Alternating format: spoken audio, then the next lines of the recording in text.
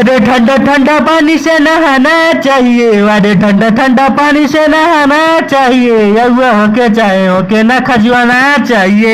Disclaimer, इस video में जो दिखाया गया है, इस्तेमाल किया गया है, वो सच नहीं है और वास्तविकता से मेल नहीं खाता। यह वीडियो केवल हंसी के उद्देश्य से बनाया गया है, तो कोई भी इस वीडियो को अपने दिल पर ना ले। इस वीडियो को हंसी और हंसाने के उद्देश्य से देखें। अरे ये पवन भैया का करता नहीं पोखरिया में, पवन भैया का करता नहीं भैया ना बोरे बोरे का करता नहीं पोखरिया में, पवन भैया का करता नहीं बताई ना पवन भैया।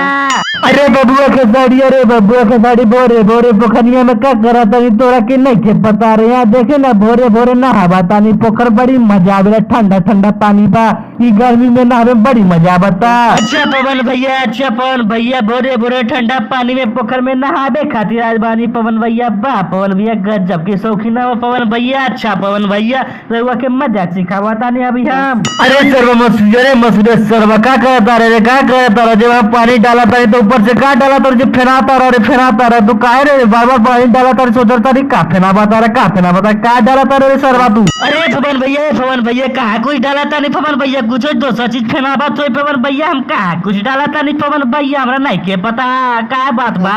अरे सर्व मसूरे सब जना तारी तो कोई की डाला तारा, तो ऊपर से शैम्पू डाला तारा, हम पानी डबा तानी तो फेरा जाता, साला गाने फाड़ दे तो मसूरिया वाला सब चल जा रहा तानी रे मसूरिया बेटा।